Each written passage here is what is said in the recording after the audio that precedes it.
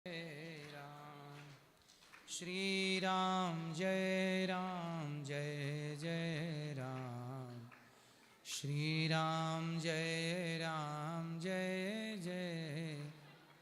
बोलिए भागवत भगवान की जय जय। श्री राधेश।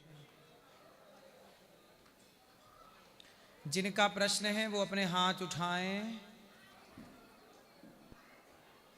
हाँ ठीक है, बोलो। गुरुजी। हाँ जी। राधे राधे। राधे राधे। मेरे एक प्रश्न था, हमसे नशा नहीं छूट रहा है, ना दोस्ती छूट रहा है। नशा कौन सा है?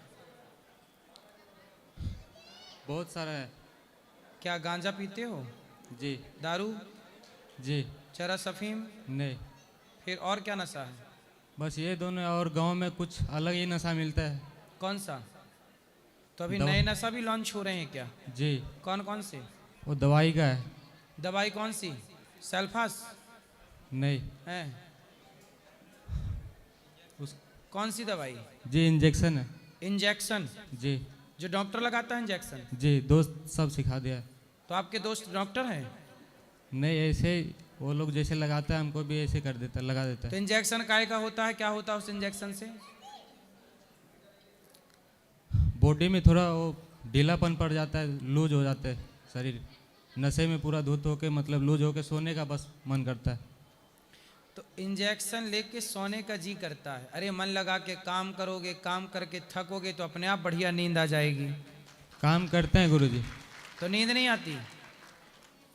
रात को बस थोड़ा सा बेचैनी सा होता है, नींद नहीं आता। काहे की बेचैनी है आपको? बेटा ये नशा सा करना बहुत गलत बात है। हम लोग बिना नशा किए सोते हैं कि नहीं? जी गुरुजी। हम लोग तो कोई इंजेक्शन वगैरह नहीं लगाते शरीर में। बेटा आप पूरा बर्बाद हो जाओगे। सोचो, रोज सुई चुभोगे, शरीर की क्या हालत होगी। नशा कोई भी बुरा ही है, वो दोस्त नहीं है, आपके दुश्मन है जो आपको नशा दे रहे हैं। ये ड्रग्स बोलते हैं इसको, जो आप इंजेक्शन ले रहे हो ड्रग्स है वो। ड्रग्स वाला नहीं है गुरुजी, कुछ कौन? हल वो क्या? डॉक्टर का ही कुछ है उससे। वो अभी मालूम नहीं है हमको। पर ये सब गलत है कि नहीं? शादी हो गई आपकी? हो गई है जी। पत्नी कहाँ है? यहाँ पे नहीं है। पत्नी को समय दो। बच्चे हैं आपके? एक बच्चे है। बच्चों के साथ रहो, पत्नी के साथ रहो, माँ बाप की सेवा करो। उससे भी गुरुजी हरदम झगड़े ही होते रहता है। झगड़ा? जी। पत्नी से? जी। तो अब तुम दिन भर नशे में रहोगे, पत्नी को समय नहीं दोगे, तो पत्नी तो नशा वाले पति से बोलेगी ही कि आप नशा करके क्यों आ गए। आपकी गलती है कि पत्नी की गलती है? मेरी गलती है। फिर अपनी गलती सुधारो। पत्नी कहाँ गलत है? पत्नी तो बेचारी, वो तो कोई नशा नहीं करती, वो तो अपना परिवार आपके लिए छोड़ के आई है कि मेरा पति है। और आप बताओ, पत्नी के साथ ना रह के नशे के साथ रहते हो, दोस्तों के साथ रहते हो, तो पत्नी किसके भरोसे रहेगी फिर? इसलिए आप मेरे से पक्का प्रॉमिस करिए कि आप नशा नहीं करेंगे। आप चाहो तो अपनी हर बुराई को छोड़ सकते हो। ये बुराई है ना, आप अपना पैसा कमाओ, परिवार की सेवा करो, नाम कमाओ, इज्जत कमाओ, राष्ट्र की सेवा करो। नशा करने वाले कितने लोग बर्बाद हैं। आप तो हमें समझदार लगते हैं, आपको नहीं करना चाहिए नशा। करेंगे? गुरुजी गांव में तो मिल ही जाता है ना, तो इसीलिए उधर देखने से मन चला जाता है फिर। तो बेटा अपने मन को कंट्रोल करो। और गलत नशा क्यों करना है? आप मेरे साथ रहो, मेरा भक्ति का नशा करो, प्रेम का नशा करो, अच्छे काम। मैं देखो सेवा करता हूँ वृद्ध माओं की, क्या ये नशा नहीं है? जी गुरुजी, वो तो देखो। रोज कथा सुनना, क्या ये नशा नहीं है? रोज भगवान का नाम जपना, क्या ये नशा नहीं है? अच्छा नशा कर लो, इससे आपकी पूरी जिंदगी बर्बाद हो जाएगी। पत्नी भी आपको, ऐसे पति को कब तक साथ में रहेगी? कितने दिन साथ में रहेगी? मजबूरन वो आपको छोड़ के जाएगी फिर। इसलिए पक्का पहले वादा करो कि नशा नहीं करोगे। बात कराओ। नहीं करेंगे गुरुजी। आप चाहो तो आप अच्छे बनकर आप अच्छा ये बताओ, आपके गांव में सब लड़के नशा करते हैं? करते हैं। तो ये बताओ, आपका गांव सुधर रहा है कि बिगड़ रहा है? अभी तो बहुत ज़्यादा बिगड़ गया है। तो फिर सुधारेगा कौन? आप में से ही किसी को एक खड़ा होना पड़ेगा। यदि आप उनके कहने से नशा करने लग गए तो आप बोलना कि अब मेरे कहने से सब दोस्तों नशा छोड़ दो, तब तो हिसाब बराबर हुआ। भाई आपके कहने से मैं नशा करने लग गया तो अब मेरे कहने से छोड़ दो, तो हिसाब किताब क्या हुआ? बराबर हो बराबर। तो अब आप ऐसे बनो अपने गांव में कि आप सबका नशा छुड़ाकर अपने गांव के युवाओं को सुधारो और सबको अच्छा रास्ता दिखाओ, सबका भला करो, ये पुण्य है। राधे यदि राधे कोई गुरुजी। भटक गया है जी। तो क्या उसे सही रास्ता नहीं बताना चाहिए? बताना चाहिए। तो कौन बताएगा? आप। इसलिए भगवान ने आपको मेरे पास भेजा है। भगवान ये काम आपसे करवाना चाहते हैं कि आप सुधरो और आप सबकी सेवा करो, सबको मार्ग दिखाओ, सबको ले लेके मेरे पास आओ कि भाई चलो तुम भी नशा छोड़ो। जी गुरुजी, लेके आएंगे दोस्त सबको। छुड़वाना है, आपका जी। धर्म है छुड़वाना। बात समझ में आई? जी गुरुजी। आपको वृंदावन बिहारी जी ने क्यों बुलाया है? मतलब भगवान आपसे कुछ कराना चाहते हैं, जी, अच्छा ही कराना चाहता है। इसलिए आपको, इसलिए भगवान आपके गांव का भला कराना चाहते हैं आपके द्वारा, कि आप उन्हीं नशेड़ियों के बीच से भगवान ने आपको बुलाया है। राधे राधे गुरु जी। जी। ये अपने बोलते थे हमको बाबा के पास ले चल। हाँ, अब उसको बात कराओ। अब बेटा आप समझ गए मेरी बात? जी गुरुजी। भगवान आपसे क्या चाहते हैं? कुछ अच्छा ही कराना चाहता है। तो आप करोगे भगवान की सेवा? करेंगे गुरुजी। भगवान नाम जाप करो, मन लगा के काम करो, पैसे कमाओ और जी गुरुजी। पैसे कमा के अपने दोस्तों को बताओ कि तुम नशा करके पड़े हो, देखो मैं पैसा कमा रहा हूँ, आप भी पैसा कमाओ। पैसा कमाओ, अपनी ज़रूरतें पूरी करो, अपने बच्चों को पढ़ाओ लिखाओ, पत्नी को खुश रखो। जिंदगी मिली है, मर तो जाना ही है एक दिन, जी लो ना जिंदगी बिंदास। जी गुरुजी। राधे राधे।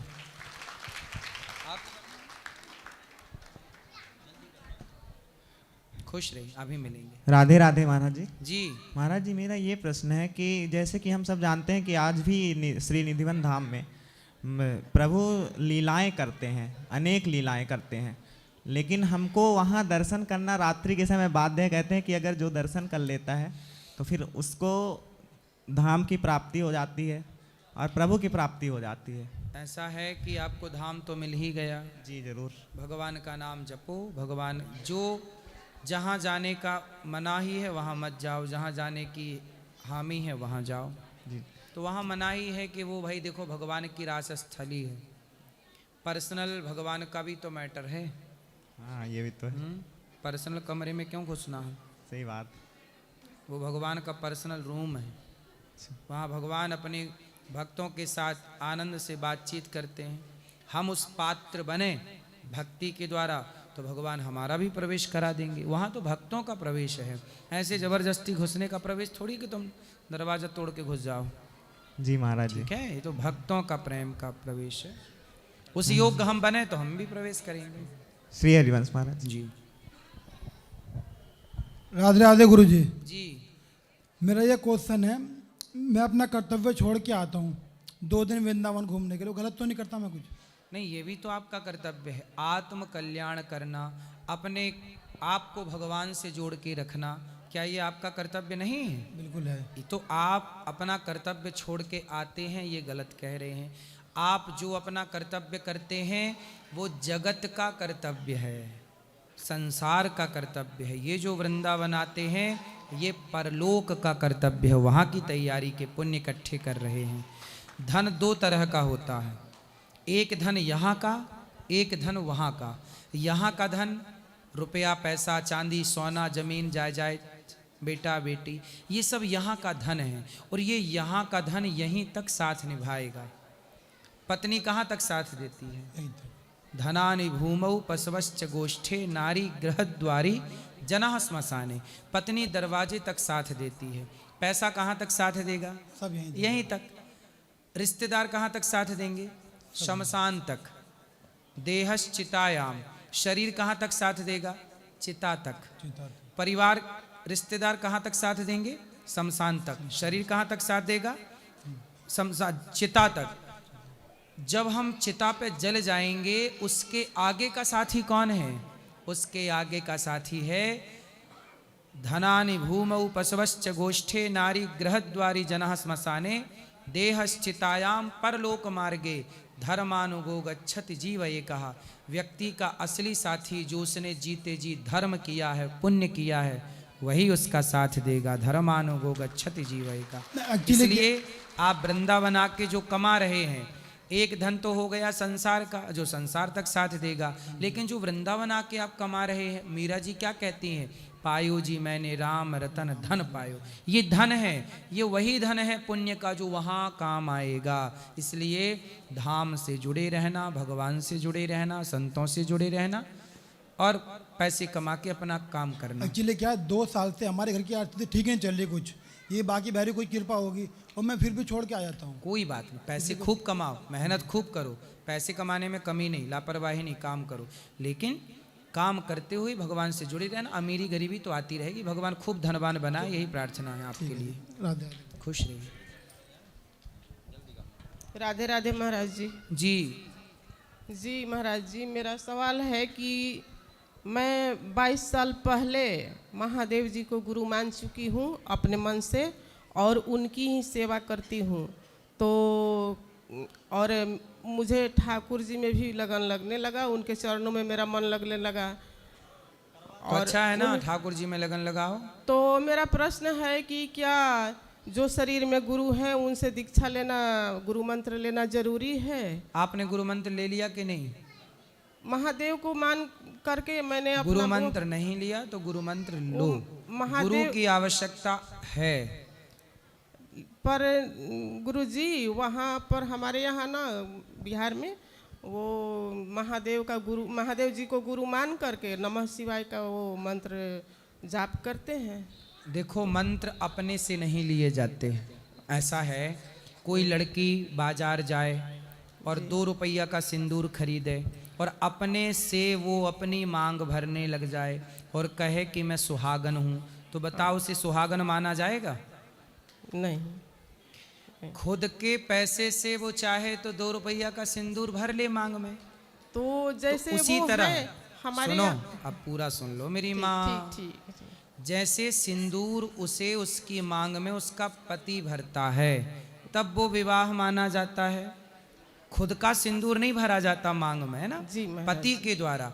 ऐसे खुद से मंत्र नहीं लिए जाते, गुरु के द्वारा ही मंत्र दिए जाते हैं, वही कार्य करते हैं। वही ध्रुव जी को नारद जी ने मंत्र दिया।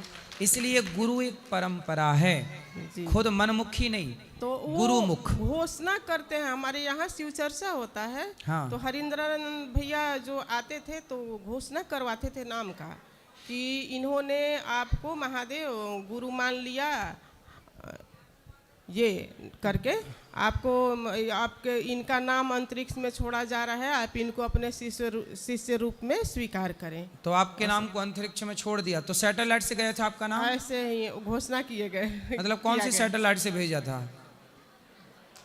भैया? कौन सी सैटेलाइट से भेजा जो भी है वो ऐसा उन लोगों का, मतलब वहाँ का वही उनका ये नियम था। ऐसे मंत्र मैया कान में दिया जाता है, इसी को बोलते हैं कान फूकना जी। तो वही तो कान फूके आपके नहीं, तो फिर इसलिए कान फूकना बोलते हैं। शंख चक्र लगता है, 5 संस्कार होते हैं, तब जाके गुरु मंत्र संस्कार। ऐसा नहीं कि आकाश में फूक दिया, सैटेलाइट से चला गया आपका नाम। जी गुरु जी। अगले जन्म में आप वैज्ञानिक बन जाना। जी राधे राधे जी। खुश रहो। हाँ दो, चलो। राधे राधे गुरु जी। जी आपके चरणों में कोटि कोटि प्रणाम। खुश रहिए। हमारा प्रश्न है गुरु जी कि हम जो दान दे रहे हैं वो हमारा पुण्य मिलेगा कि नहीं? क्यों नहीं मिलेगा? क्योंकि हम रिटायर्ड आदमी हैं। तो क्या हुआ? हम तो पेंशन हमको मिलता है, हम तो कमाते नहीं। कोई बात नहीं, कमाते आपने तो काम किया होगा तब ना पेंशन मिल रही हाँ, है। पेंशन मिल रहा है। तो आपने जो पुण्य किया है वो आपका है, उसे कोई नहीं बांट सकता। हमारे परिवार पर आशीर्वाद बना दीजिए। खुश रहिए।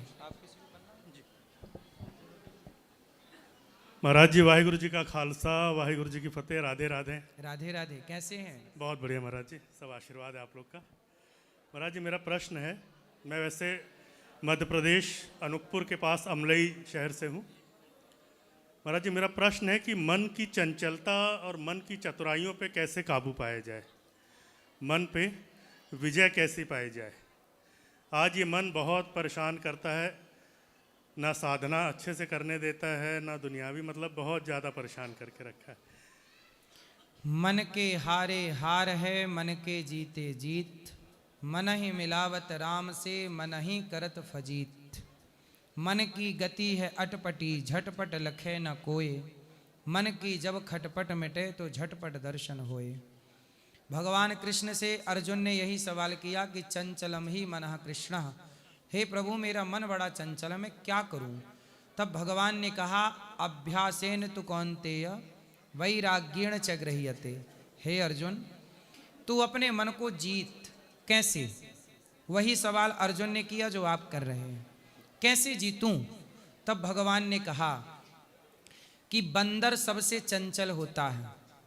होता है, एक जगह ठहरता नहीं है बंदर, लेकिन उस बंदर को भी मंदारी वश में कर लेता है कि नहीं? बिल्कुल। बंदर मंदारी के इशारों पे नाचता है। यदि चंचल बंदर को मंदारी ने वश में किया, अच्छा मंदारी ने वश में कैसे किया? प्रैक्टिस करा के, बार बार उसको प्रैक्टिस कराया, बंदर को अभ्यास कराया ना। जी। अभ्यास कराते कराते इतना परफेक्ट ट्रेनिंग दे दिया उसने कि अब बंदर मंदारी के इशारों पे नाचता है। ऐसे ही हमारा मन बंदर है, आपको मंदारी बनना होगा। अपने मन को धीरे धीरे विषयों से हटाकर धीरे धीरे, बच्चा पहली बार स्कूल जाता है तो रोता है, जी। फिर जाते जाते जाते जाते जाने लग जाता है। ऐसे पहली बार पूजा करोगे, ध्यान करोगे, साधना करोगे, मन चंचल होगा। पर मन चंचल होने दो, भटकने दो। आप साधना कंटिन्यू करते रहिए, ध्यान करते रहिए, करते करते मन अपने आप कंट्रोल हो जाएगा। हम लोग सोचते हैं पहले मन लगे फिर साधना करें, नहीं, आप साधना करते रहिए, मन बाद में लग जाएगा। पहले मन लगेगा फिर साधना स्टार्ट करेंगे तो वो दिन कभी नहीं आएगा। बिल्कुल बिल्कुल। इसलिए साधना करते रहिए, मन को भटकने दीजिए। आज नहीं कल, कल कब तक भटकेगा? एक दिन आप जीत जाएंगे और आपका मन हार जाएगा और आपके गुलाम। मन हमारा गुलाम है, हम मन के गुलाम नहीं हैं। जी जी। इसलिए उसे अपना गुलाम बना के रखो, उसको अपनी औकात याद दिलाते रहो। मन तू हमारा गुलाम है, हम तेरे गुलाम नहीं बनेंगे। अपने को इतना मजबूत बनाइए। और ये कैसे संभव है?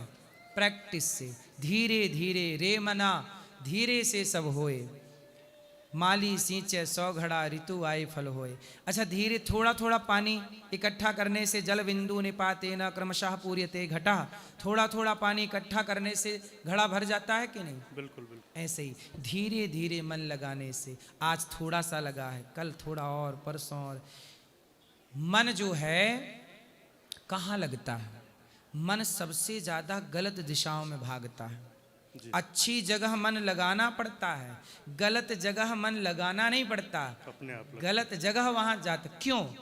क्योंकि गलत, हम लोग 84 लाख योनियों से भटक के मनुष्य बने हैं, तो हर योनि में हम लोगों को गलत चीजें मिलती गई, तो अभ्यास गलत का ज्यादा है। इसलिए वो मन उस अभ्यास के कारण गलत जगह ज़्यादा जाता है। अब मौका मिला है, मानव शरीर मिला है, अब ज़्यादा से ज़्यादा भगवान की कथाएं सुनो, भगवत चिंतन करो, गुरु ग्रंथ साहब का पाठ करिए और गीता का पाठ करिए, रामचरितमानस का पाठ करिए और दिन भर भगवान नाम जाप करिए। श्रीमन नारायण श्रीमन नारायण। गुरु ग्रंथ साहब में भी नारायण विष्णु का नाम है। बिल्कुल। तो प्रेम से श्रीमन नारायण का नाम जपिए। इसी से आप धीरे धीरे देखेंगे कि आप एक पक्के साधक हो जाएंगे और आप अपने मन को जीत चुके होंगे। और जो सवाल है, उस सवाल जो आपने मन को लेके किया, एक दिन वो मन आपसे सवाल करेगा कि क्यों तूने मुझे अपना गुलाम बना लिया। जी, बहुत बहुत धन्यवाद महाराज। जी मैया, आपको कोटि कोटि प्रणाम। खुश रहिए। आपको कहना चाहते हैं जो मेरा परिवार में तो सबका आशीर्वाद दीजिए, पोता पोती के पढ़ाई लिखाई में। जी। हाँ, आज तो अन्न छत्र किए हैं, परसों किए थे गाय दान, कल चले जाएंगे यहाँ से। अच्छा, हाँ, बताओ मैं क्या सेवा करूं, क्या सवाल है? आशीर्वाद दीजिए, पोता पोती की पढ़ाई लिखाई में आशीर्वाद बिल्कुल दीजिए। आशीर्वाद, खूब पढ़े मन लगा के, भगवान सुखी और स्वस्थ रखें। राधे राधे गुरुजी। जी, मेरे परिवार के ऊपर भी अपना आशीर्वाद बनाए रखें। खुश रहिए। मेरा कुछ कोई परेशानी तो नहीं है जी, मेरी नौकरी नहीं लग रही है, इसकी वजह से मेरे हस्बैंड से थोड़ी मनमुटाव रहता है। आपकी नौकरी नहीं लग रही है तो आप क्यों लड़ती हो पति से? मैं नहीं लड़ती, मैं शॉपिंग करती हूँ, बोलते हैं मेरा पैसा खर्च करती हो। तो आप क्या शॉपिंग में पसंद करती हो खरीदना? कुछ नहीं, बस वही जो लड़कियों को पसंद होता है, कपड़े गहने यही सब। तो गहने मतलब सोना? सोना तो इतना नहीं रहता, कपड़े ही परचेज करती हूँ। तो कपड़े हर महीने अलग अलग, मतलब हर दिन के लिए अलग? ऐसा नहीं रहता। 365 जोड़ी नहीं, हैं? कोई फेस्टिवल हुआ, कुछ भी हुआ और तो थोड़ा मतलब एक मनमुटाव- बार जो कपड़ा आप पहन लेती हैं त्योहार उत्सव में, उसको दोबारा रिपीट नहीं करती नहीं, ऐसा कुछ नहीं है। हैं? मतलब इनको ऐसा लगता है मैं फालतू खर्च करती हूँ, उससे थोड़ा मनमुटाव हो जाता है। आपके पति कितना कमाते हैं 1.5 लाख महीने का, और आप कितना खर्चा कर देती हो? यही 2-3 हजार। महीने का आपका खर्चा है 3000? हाँ, अच्छा, यहीं बैठे हैं। तो आप भी सोच रही हो मैं भी कमाऊं? जब कोशिश करती हूँ, जॉब नहीं लगती, इनका कहना है कि तुम कुछ करती नहीं हो, अब घर में बैठी रहती हो। तो आप क्या करना चाहते हैं? कुछ नहीं, ऐसा कुछ नहीं, मेरी बच्ची है तो इसी को संभालने मेरा टाइम जाता है। जी, ठीक ये- है, बच्ची को संभालिए। आप काम करेंगी तो बच्ची को कौन संभालेगा? हाँ, ये किसी से संभलती भी नहीं है, खाना किसी के हाथ से खाती नहीं है ये। तो आप थोड़ा खर्चा कम नहीं कर सकते? इनको समझाइए, 2-3 हजार तो लेती हूँ।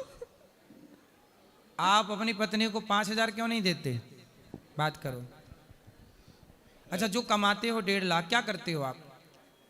गुरुजी 1.5 लाख हाथ में नहीं आता गुरुजी, पेमेंट है 1.5 लाख, उसमें से करीब 1,10,000 या 20,000 ही आता है। क्या सरकारी हो प्राइवेट हो? प्राइवेट नौकरी। क्या काम है? मैं आईटी सेक्टर में हूँ। फिर सही है। तो आप ये बताओ, तो पत्नी को 5000 भी नहीं देते महीने का? नहीं देते हैं, पैसा देते हैं, लेकिन फालतू अच्छा, खर्च जो के लिए 1,10,000 आता है नहीं वो किसको देते हो? नहीं, जो सैलरी आपकी आती है? सैलरी तो कुछ मतलब खर्च भी होता है, जैसे मैं बैंगलोर में रहता हूँ तो वहाँ एक्सपेंसेस ज़्यादा हैं, तो वहाँ भी खर्च होते तो हैं। पैसे अपने पास ही रखते हो कि पत्नी को दे देते हो सारे जो भी कमाते हो महीने का? नहीं, कुछ सेविंग करते हैं और फिर कुछ पत्नी को देते हैं। फिर पत्नी को कितना देते हैं? पत्नी को वही 6 से 7 हज़ार। 7,000 देते तो हैं, वे कह रही हैं 3,000 देते हैं। हैं? अच्छा, आप 1,10,000 कमाते हो और पत्नी को 7,000 देते हो। हमारे यहाँ तो ये परंपरा है कि पति जितना कमाता सारा पत्नी को दे देता था। आप सारा क्यों नहीं देते? गुरुजी कुछ इच्छाएं भी वो हैं, पीछे मतलब हमारे भैया बैठे, देखो वो कह रहे हैं कि हम सारा दे देते हैं अपनी पत्नी को। गुरुजी मेरी इच्छा है कि मैं कुछ अपने पैसे से कुछ जमीन वगैरह खरीदूं हाँ, और आपकी अपना इच्छा घर सही है। बनवाऊं। है आपका ना? घर नहीं है अभी? घर है, मतलब मेरा खुद का नहीं है। कहाँ पे बनवाना है आपको घर? अपने मतलब गांव में? गांव में ही। सही है, तो आप बिल्कुल जमीन खरीदो। क्यों नहीं खरीद? अब कुछ खरीदी? अभी नहीं खरीदे, उसी के लिए पैसा इकट्ठा कर रहे हैं। देखो, जमीन खरीदना जरूरी है। उसके लिए भी बोल रही हूँ बहुत दिन से, उसमें भी कोशिश नहीं कर रहे हैं। बहुत दिन से प्लान चल रहा है कि ले लें, लेकिन हो तो नहीं अब पा आप रहा। इतने महंगे कपड़े पहनोगी तो कैसे आदमी जमीन खरीदेगा? थोड़ा सस्ते कपड़े पहन लो। जी महाराज जी। पति के पैसे बचाओ, पत्नी को, पति का धर्म है सारे पैसे पत्नी को दे, हाँ। और पत्नी का धर्म है कि उसमें 1 रुपए भी खर्च ना करे। जी अपना और जोड़े तंगोड़े का जहां मिल जाए तो उसे भी उसमें ऐड कर दे। कम खर्चीली पत्नी जिनकी होती हैं वही परिवार सुख समृद्धि से परिपूर्ण होते हैं। जी महाराज। जिनकी स्त्रियां खर्चीली होती हैं ना, वो आदमी कमाता कमाता मर जाए, तरक्की नहीं होती, उस घर में बरकत नहीं होती। अच्छा बताओ, घड़ा है, घड़ा, और घड़े में एक छेद है, तो भरते रहो पानी, जी महाराज जी। भरेगा? नहीं। ऐसे ही है, पत्नी यदि खर्चीली है तो पति कभी भी सफल नहीं हो सकता। हर पति तब सफल होता है जब स्त्री पैसे को बचाने वाली हो, और पुरुष भी बचाए। हम ये नहीं कहते, अब देखो आपके पुरुष, आपके पति ज्यादा कमाते हैं, मतलब कमाते ज्यादा हैं, खर्चा ज्यादा है इनका? नहीं, इनका कोई खर्चा नहीं है। परेशानी यही है कि ये खर्चा नहीं करते। अभी जमा समय है, जोड़ लो पैसा, जोड़ के जमीन वगैरह ले लो, घर वर बना लो, भविष्य की प्लानिंग है उनके पास। नहीं तो उसके लिए भी तो रेडी हूँ मैं, एक्सपेंस कम करने के लिए रेडी हूँ। ये ले तो हैं तो जमीन तो ले। तब जमीन के लिए आप बचने कहाँ दे रही हो, सारा उड़ा दे रही हो। उतना है महाराज जी, जमीन मिल नहीं पा रही है, हम लोग उसी के लिए परेशान हैं। हाँ तो मिल जाएगी, अब मिल जाएगी। पर आपको अब कपड़े थोड़ा, कितने रुपया का सूट पहनती हो? साड़ी पहनती हो तो कितने रुपये वाली? 1 से 2000। 2000 की साड़ी, एक दो ऐसे रहता तो है। 500 वाली पहन लो। जी वो 500 वाली पहन के बताया सबको, करो कि 3000 की लाई हूँ, उसमें लिखा थोड़ी है कि 500 की है। क्या दिक्कत है? कोई दिक्कत नहीं। ऐसा है 2000 की साड़ी 500 के हिसाब से 4 आ जाएंगी। क्यों? वो 4 पहन डालो, सबको बताओ 3000 की है ये। जी महाराज। और जिसको जितना बता, मैं ये कह दूं कि दुपट्टा 1000 का है तो आप बोलोगे ठीक है, मैं कह दूं ये 200 का है, इसमें लिखा छोड़िए कि कितने का है। और कपड़े आजकल जल्दी कोई पहचान नहीं पाता। सस्ता पहनो, महंगा बताओ। हाँ, स्टेटस भी मेंटेन रहेगा, बचत भी मेंटेन रहेगी। एक पंथ दो काज। बोलो हाँ ठीक है। अब महंगा पहन ली ना, अब 500 से ज्यादा की साड़ी नहीं। आप तो इनके फेवर में बोल दिए, अब तो मेरी और ना सुनेंगे। नहीं तो आप पैसा, घर बनेगा तो ये अकेले थोड़ी रहेंगे घर में कि आपको छत में रखेंगे, खुद कमरे में रहेंगे। आप भी तो घर पे ही रहोगी। जी महाराज। तो आपके लिए तो घर बना रहे हैं। अच्छा घर किसके लिए बना रहे हैं? बोलिए, मेरे नाम पे लेंगे। अरे बड़ी लालची हो तुम। गुरुजी घर बनेगा तो दोनों पति पत्नी तो रहेंगे ही, अरे तो दोनों के लिए ये है घर। पत्नी बता, तुम अपने नाम पे घर चाहती हो, क्यों तुम्हें पति पे भरोसा नहीं है? घर वाले लेके भाग गई तो? मेरे ऊपर भरोसा नहीं है। नहीं, ये आपने गलत कहा।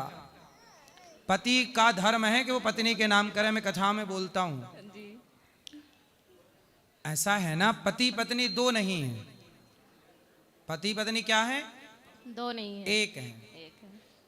आपका यदि ये भाव है कि घर लेंगे तो मेरे नाम करें, इससे आपका लालच झलकता है। लालच नहीं है, ये हमेशा मैं करते हैं। ये मेरा है, ये मेरा आप है। भी तो मैं कर रही हो। इनका मैं तो मैंने नहीं सुना, पर आपका सुन लिया। मेरे नाम मेरे नाम मेरे नाम। नहीं, ऐसा नहीं है ना? जी। इसीलिए पिक्चर आई थी। चलो आप बात करो। सुनो, कुछ घर और कुछ प्रॉपर्टी थोड़ी बहुत पत्नी के नाम जरूर करना। हर पुरुष को थोड़ी थोड़ी संपत्ति पत्नी के नाम करना चाहिए, पर पत्नियां भी पहले वचन दें कि घर वर लेके भाग नहीं जाएंगी। जी गुरुजी। आप गारंटी देना इनको पक्की वाली। सामने वचन दे रही हूँ, नहीं भागूंगी। अरे आजकल छोरी, एक बार नहीं क्या हुआ, छोरी अपने बेटी का ब्याह कर रही थी, और जिस लड़के से बेटी का ब्याह होने वाला था वही लड़का उसको दामाद पसंद आ गया। बेटी को बोली तू रुक, मैं पहले दामाद के संग घूम घाम के आती हूँ। तो आजकल भरोसा माँ का नहीं है, वो बेटी को धोखा दे के भाग गई। तो अब किसका भरोसा? कलयुग है, यहाँ भरोसा कुछ नहीं चलता। यहाँ तो जिसके हाथ में लाठी होगी भैंस वही ले जाएगा, जिसके हाथ में जमीन जायदाद है वही मालिक है। इसलिए भरोसा गया जमाना भरोसे वाले। अब भरोसे से काम नहीं। कौन भरोसा? एक बेटे के बारे में मैंने सुना कि उसकी पत्नी ने तलाक का, कि उस पति को पता चल गया कि मेरी पत्नी तलाक देने वाली है, तो लड़के ने अपनी सारी जायदाद माँ के नाम कर दी। सत्य घटना है। एक बेटे को पता चला कि मेरी पत्नी तलाक की तैयारी कर रही है, तो चुपके से बेटे ने कहा कि पत्नी करेगी तो पत्नी आधा ले जाएगी। तो बेचारे बेटे ने सारी संपत्ति किसे दे दी? माँ को। और माँ को दिया तो माँ भाग गई। अब कर लो भरोसा। कलयुग तो आज उल्टी गंगा बहा रहा है। उसकी पत्नी भी फिर चली गई और माँ भी गई, 2 ही दिन से गए। धोबी का कुत्ता ना घर का न घाट का। लेकिन आप मुझे अपने पति को वचन देना कि मैं कहीं नहीं जाने वाली। अरे आपके सामने बोल रही हूँ गुरुजी, कहीं नहीं जाऊंगी। चलो भगवान करे आपकी जोड़ी बनी रहे गंगा यमुना की तरह। पर हर पुरुष को अपनी पत्नी के लिए थोड़ा थोड़ा जरूर करना चाहिए, क्योंकि मेरे पास ऐसी माताएं आती हैं जिनके बेटे देखते हैं कि माँ के पास कुछ नहीं है तो घर से निकाल देते हैं, और यदि कुछ होता है तो फिर बच्चे सी लालच से माँ बाप की, माँ की, बूढ़ी माँ की सेवा करते हैं। ये मैं आपके बहुत आगे की बात कर रहा हूँ, जी महाराज। इसलिए पत्नी के पास भी कुछ होना चाहिए। ठीक है, भगवान आपको सुखी रखें।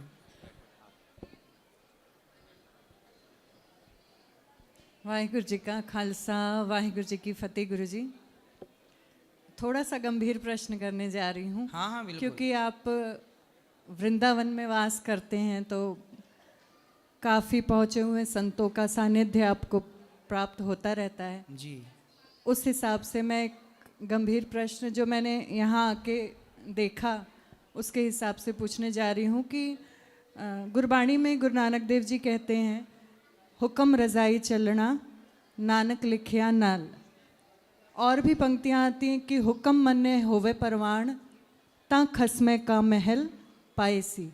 मतलब हुक्म को इतनी महानता दी गई है कि जो शिष्य गुरु के हुक्म में अपना जीवन व्यतीत करता है उसको खसम का महल मतलब वाहिगुरु का दरबार परलोक में प्राप्त होता है। जी, सच्ची दरगाह में स्थान प्राप्त होता है। सही है। तो अगर हम सबसे पहला हुक्म देखें, परमात्मा एक है, नो डाउट, सभी धर्मों का मूल निरंकार वो एक ही है। अलग अलग धाराएं हैं, अलग अलग मान्यताएं हैं, वो अलग बात है, लेकिन मूल सबका एक ही है।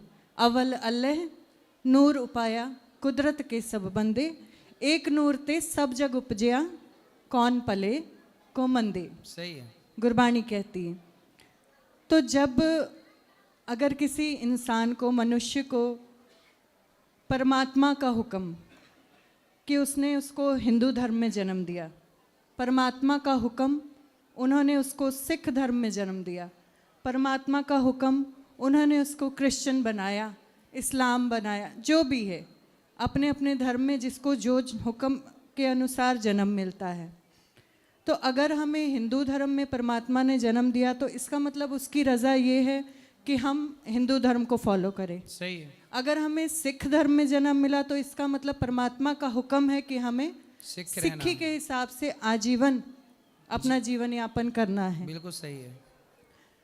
तो जो अगर इसके बीच का जन्म लेने के बाद का जो सफ़र होता है उसमें अगर किसी का झुकाव, किसी का रुझान किसी दूसरे धर्म की तरफ ज़्यादा हो जाए और अपने धर्म से हट के वो उस धर्म को अपनाने लगे, उस धर्म के मुताबिक अपना जीवन यापन करने लगे, भले ही वो धार्मिक है, भले ही वो निष्ठा से दूसरे धर्म में नाम जप कर रहा है, पूजा पाठ, अच्छे कर्म सब कुछ कर रहा है, एक और लेवल तक जाके कहीं ना कहीं उस धर्म का प्रतिनिधि या संत या महापुरुष भी बन जाता है, तो क्या ये सही है?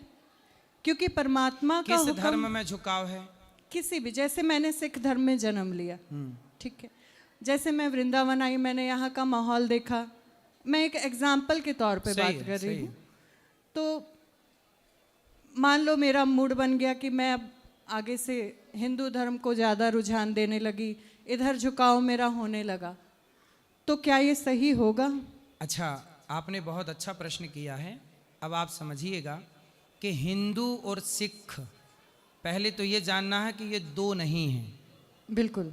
हिंदू और सिख ये दो, हम लोग कभी भी सिख को अलग नहीं मानते। जो हिंदू है वही सिख है और जो सिख है वही हिंदू है, दोनों एक है। बिल्कुल। अब ये मैं क्यों कह रहा हूँ, आपने गुरुवाणी की बात की जी। गुरु गोविंद साहब जी का इतिहास पढ़ा है आपने? जी। गुरु गोविंद साहब जी, गुरु गोविंद जी मूल में क्या है? गोविंद राय जी हिंदू है ना? सिख क्या है?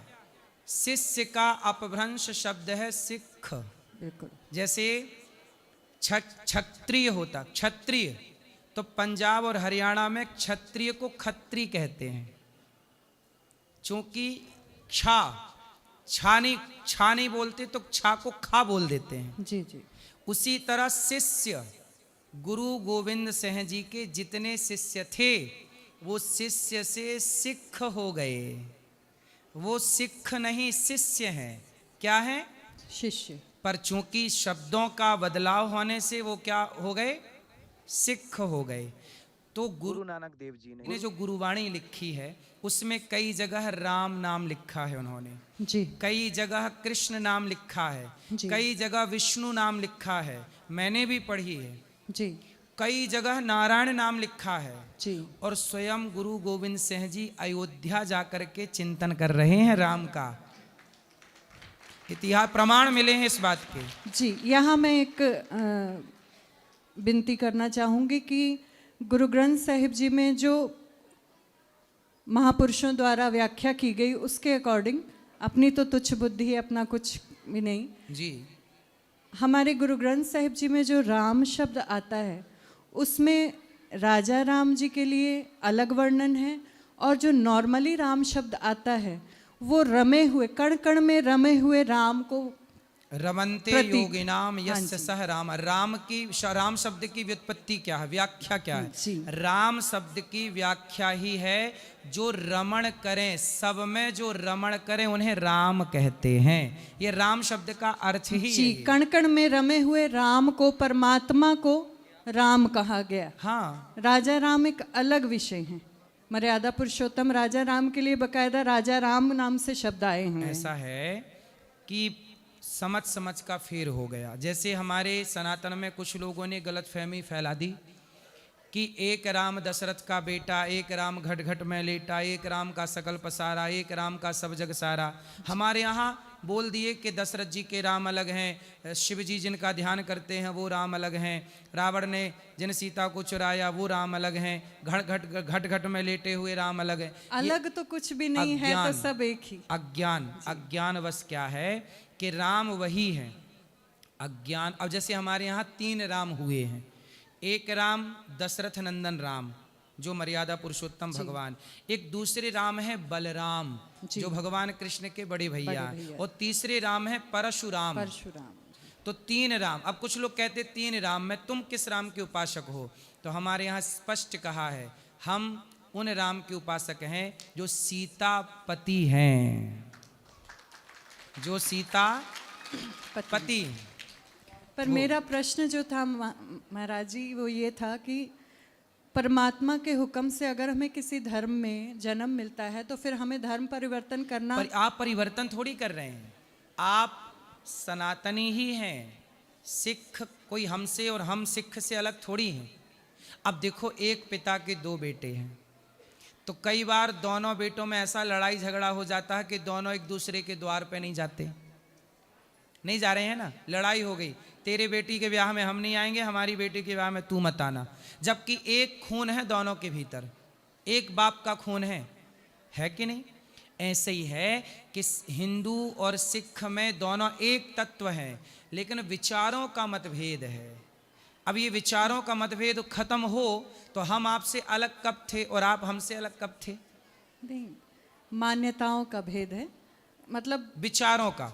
हाँ। उनके विचार अलग हैं, इनके विचार जैसे अलग। हमारे में अब सीधी सी बात है, केशों को गुरु की मोहर कहा जाता है।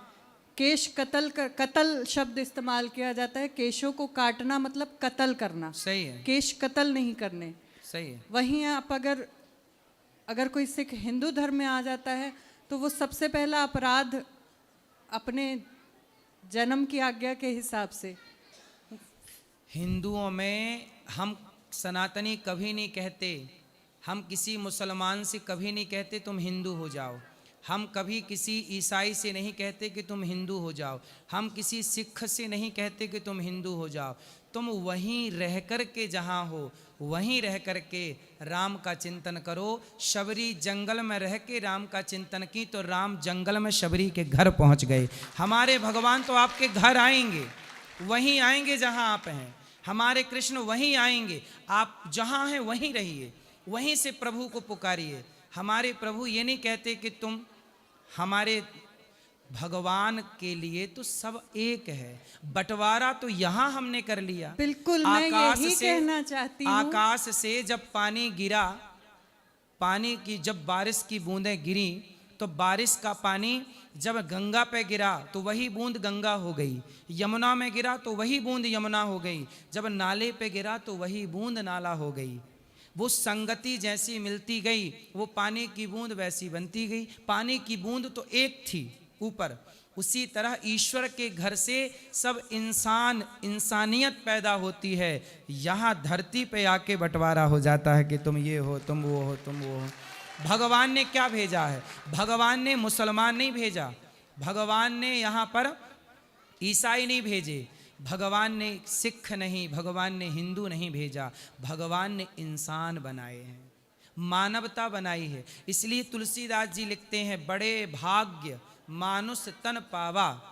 बड़े भाग्य मतलब बड़े भाग्य से ये मानव का शरीर प्राप्त होता है। दुर्लभो मानुषो देहो देहि नाम क्षण भंगुरा। बड़े भाग्य से। अब बताइए, मानव शरीर मुसलमान के पास भी है, ईसाई के पास भी है, सिख के पास भी है, हिंदू के पास भी। तो भगवान ने मनुष्य भेजे हैं। भगवान ने मुसलमान नहीं भेजे धरती पे, ईसाई नहीं भेजे, हिंदू और सिख नहीं भेजे। भगवान ने क्या भेजे हैं? मनुष्य। मनुष्य, इंसान भेजे हैं। इसलिए जो जहाँ है वह वहाँ रहकर अपनी इंसानियत का परिचय दे। और किसी भी मजहब धर्म पंथ को पढ़ के देखिएगा, जीव मात्र की सेवा ही सर्वोपरि सेवा बताई गई है। इसलिए सिख, इसलिए आपने जो अभी वचन कहा ना कि जो जहाँ है हाँ वहीं रह के इंसानियत का धर्म निभाए, बस यही परमात्मा की आज्ञा। बेटा कोई भूखा ना रहे। इसलिए आज भी गुरुद्वारों में लंगर चलता है। गुरुद्वारों में लंगर चलने की आज्ञा किसकी थी? आज्ञा किसने दी? आज्ञा दी कि बेटा कोई भूखा ना रहे।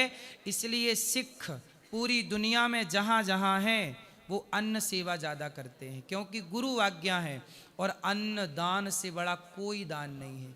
अब अन्न सबको देते हैं। हमारा और आपका गौरव है कि आपकी और हमारी सोच यही है कि नानक नाम चढ़दी कला, तेरे पाणे सर्बत दा पला, सर्वे भवंतु सुखिना। आप सर्वे भवंतु सुखिना बोलते हैं, हम सर्बत दा भला। बस यही हमारा गौरव है। अब गुरुवाणी में जो गुरु जी ने कहा और जो गीता में भगवान ने कहा, वो दोनों बातें, भाषा अलग अलग है पर दोनों का भाव, विचारधारा पूरी एक है। इसलिए आप और हम कभी दो थे ही नहीं। आप कृष्ण की शरण में हैं, राम की शरण में हैं। नाम जप करिए और निश्चित आप सही रास्ते पे हैं। वाहिगुरु जी का खालसा। महाराज जी एक बात मैं और बोलूँगा जी। हिंदू और सिख न कभी अलग थे, न कभी अलग हैं और न कभी अलग होंगे। कोई माई का लाल इनको अलग नहीं कर सकता है। बोले सोनेहाल, सत श्री अकाल। सुंदर, सही है। यही एकजुटता की आवश्यकता है। गुरुजी राधे राधे। जी। गुरुजी छोटे बच्चों को हरि नाम लेना चाहिए? हाँ, जरूर लेना चाहिए।